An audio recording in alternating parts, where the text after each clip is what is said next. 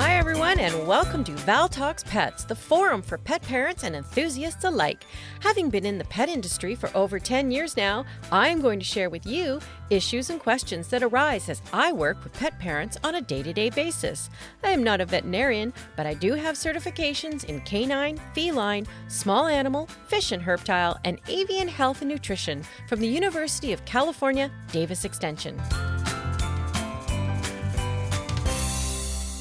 Hi, everyone, and thank you for joining me on this episode of Val Talks Pets. Last episode, I talked about how intelligent our pets are.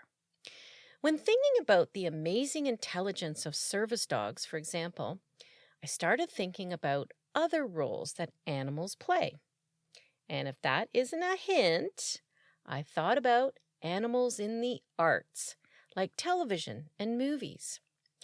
There are actually a lot of animal movies where a particular animal is the feature of the film. But I thought I would start this exploration into animals in the arts by looking at television. There really is a history to animals in television shows, and I wondered how these animals came to actually be performing in a recurrent role for a television show. So, with no further ado, let's take a look at our favorite animal featured television shows through history. I thought I would start with one of the earliest and most famous TV dogs, and that is Rin Tin Tin. The original Rin Tin Tin was actually a movie star. According to Wikipedia, he lived from September 1918 to August 10th, 1932. I've seen many photos of the original Rin Tin Tin, and he was a beautiful male German Shepherd. Apparently, he was born in Fleury, France, rescued from a battlefield during World War I by an American soldier.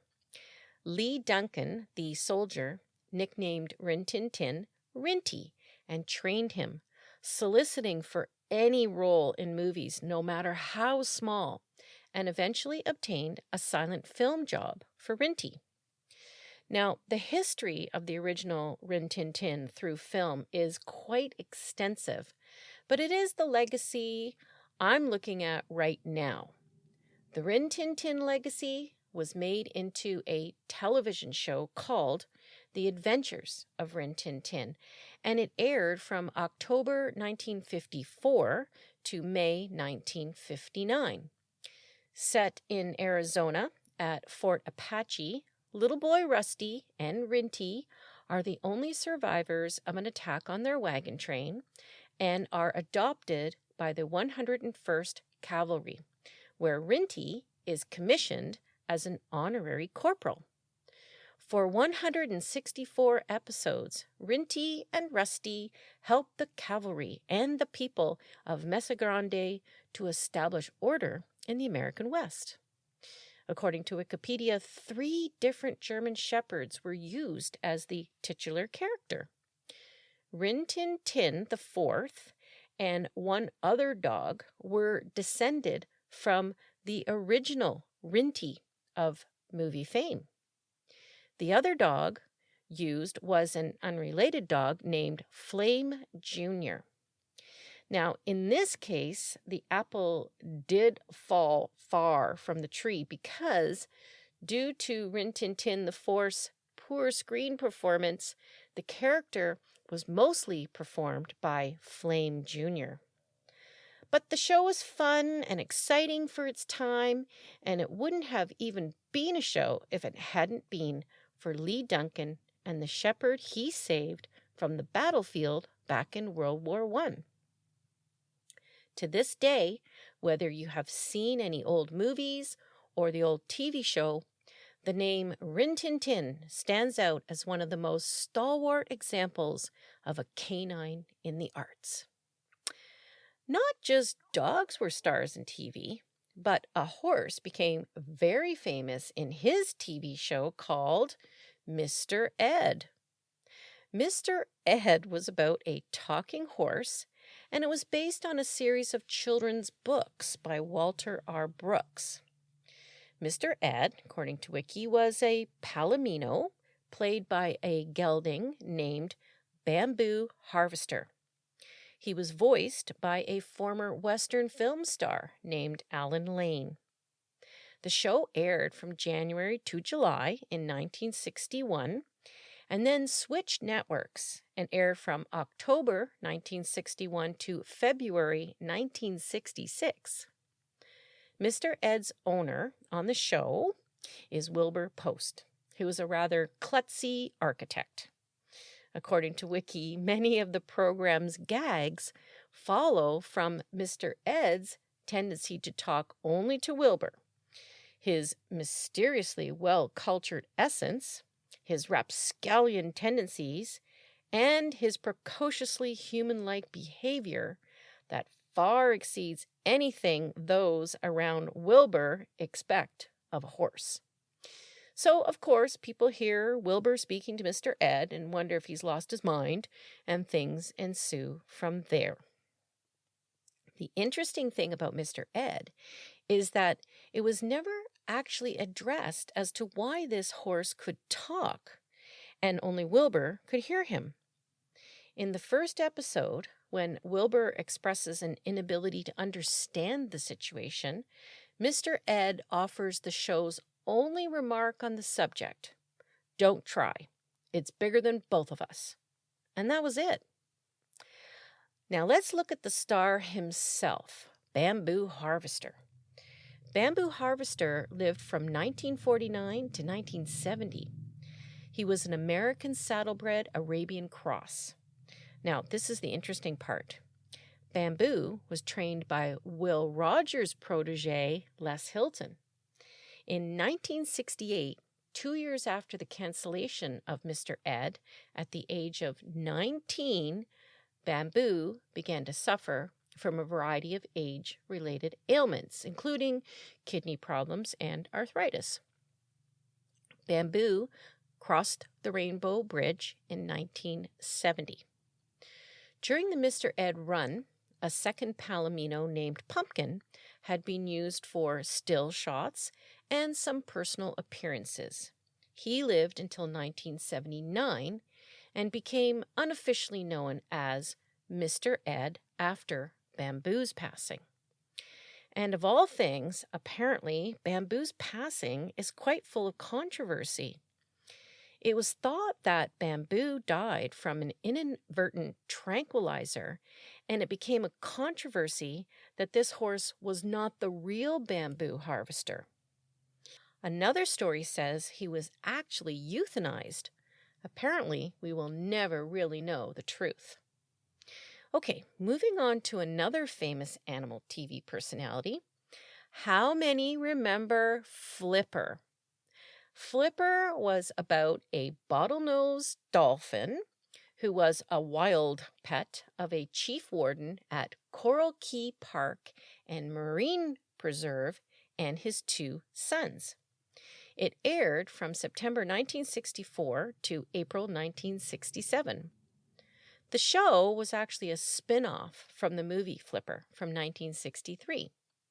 According to Wikipedia, Flipper was portrayed by several female dolphins because females are less aggressive and don't have the scars and disfigurements many male dolphins have from altercations.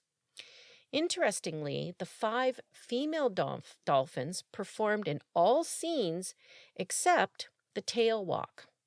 A male dolphin named Clown was brought in for this, as the females had difficulty mastering this act.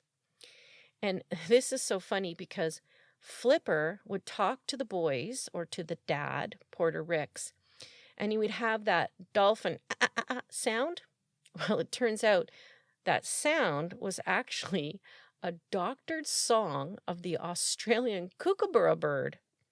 Flipper was able to communicate with head nods and shakes and chattering to let the Ricks family know about missing people or bad people to create a real hero in the character of Flipper. Now, this is quite interesting. The head trainer of Flipper, Rick O'Barry, became a world-renowned animal activist after the death of the dolphin that portrayed Flipper most often. O'Barry stars in the Oscar award-winning documentary The Cove, which features dolphin capture and captivity. Moving on. Not everyone will remember this show, but we certainly got it in Canada, and that was Skippy the Bush Kangaroo. Skippy was made from 1966 to 1969 and broadcast from 1968 to 1970. At the height of popularity, Skippy was broadcast in 128 countries to an audience of over 300 million viewers. According to nsfa.gov.australia, the adventures of Skippy and 10-year-old Sunny took place in the Waratah National Park in Sydney. Skippy and Sunny would get into all kinds of scrapes, and Skippy could always save the day, as she could use her paws to open doors, operate a radio, and pick up all manner of objects. Skippy was played by at least 9 different kangaroos. The plot was revealed as Skippy being an orphaned kangaroo, and as aso.gov.australia says, Sunny, the 10-year-old boy character, rescues Skippy from the bush and brings her up as part of the family. It is very clear that Skippy is not a pet, as this would be illegal. She is free to roam the park.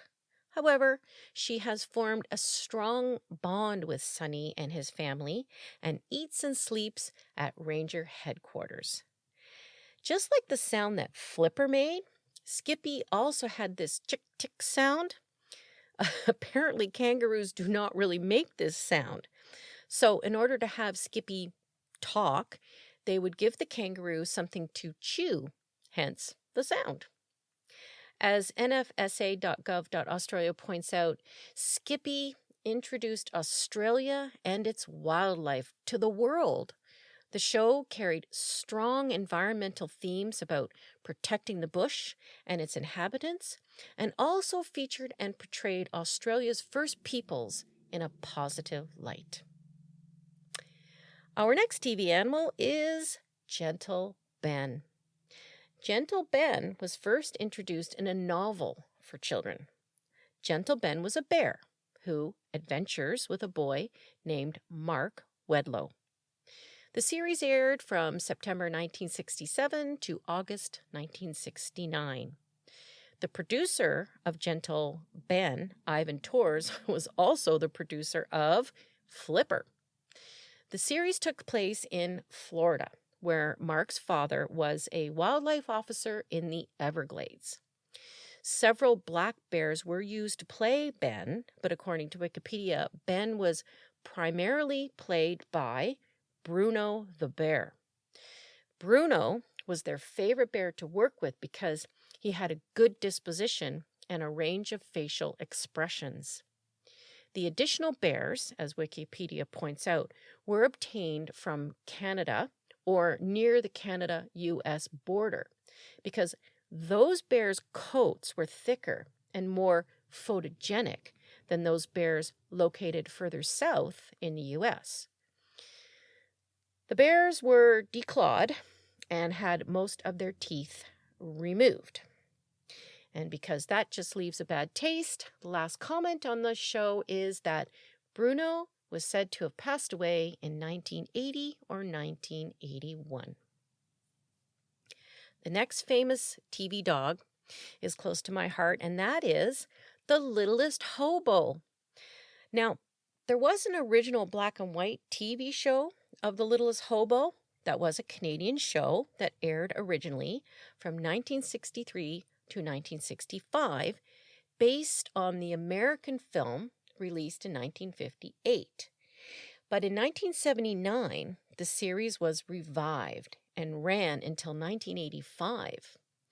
The Littlest Hobo was a German shepherd that appeared out of nowhere in some town and helped whoever was in need at that time. This could be thwarting criminals or saving someone's life.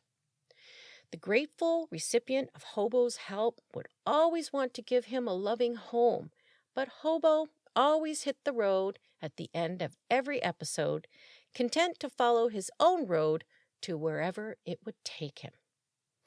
I loved The Littlest Hobo. It was filmed in Northern Ontario towns, and that just made it even more special. But the dog that played Hobo was my hero. The series used 5 German Shepherds, but the most famous was London. The show always credited him as the starring role.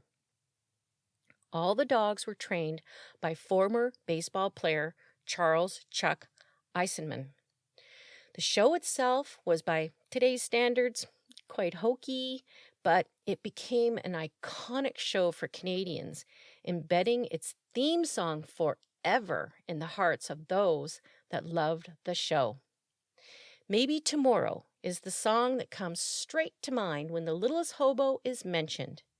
I too know it as well. Maybe tomorrow I'll want to settle down. Until tomorrow I'll just keep moving on. My next TV animal star I found to be rather different from the regular hero type animals in the other series is Wishbone. Wishbone was a Jack Russell Terrier that dressed up in costumes and brought to life classic literature. What a concept! Wishbone aired from 1995 to 1997. Wishbone reenacted, to name a few, Romeo and Juliet, Ivanhoe, Frankenstein, Sherlock Holmes, The Hunchback of Notre Dame. I mean, it just goes on. According to Wikipedia, Wishbone was played by a Jack Russell dog named Soccer. Soccer was quite famous in commercials and was chosen from 100 dogs who auditioned for the role. Wishbone was considered by many to be one of the most beloved TV dogs of the 1990s. He lived with his trainer, Jackie Martin Captain, on the Plano, Texas ranch, where the Wishbone series was filmed and was buried there after his 2001 death. The magic of Wishbone was that only the viewers and the characters in his daydreams could hear Wishbone speak. The characters from his daydreams see Wishbone as whichever famous character he was currently portraying, and not as a dog. When you think about it, what a concept! This is an amazing way to introduce the classics to children.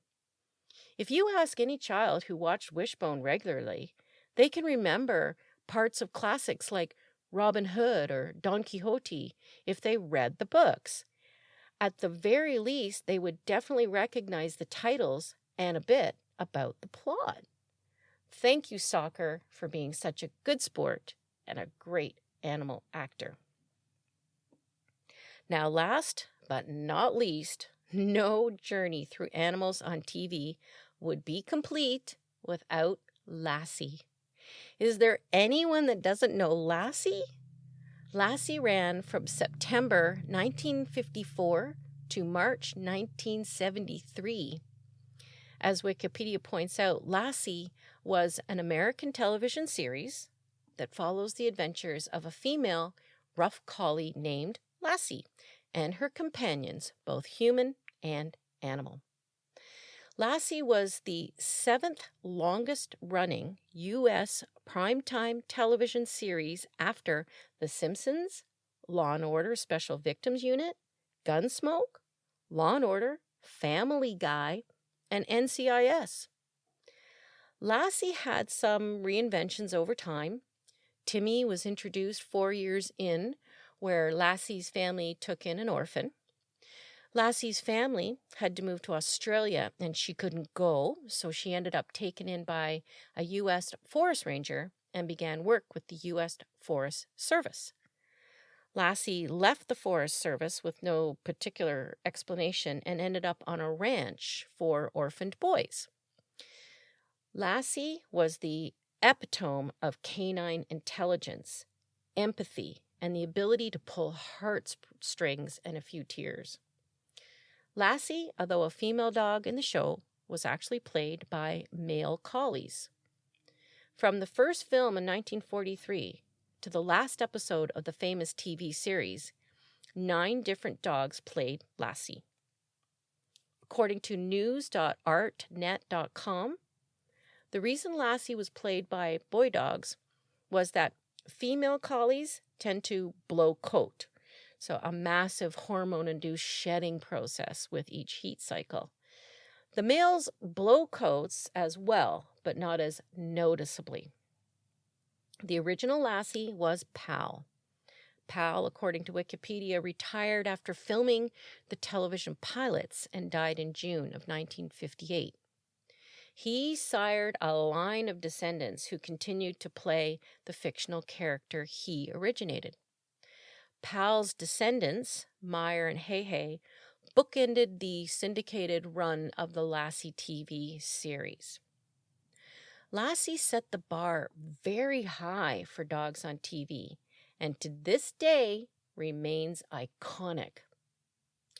Well, I think that covers the big names of animals on TV.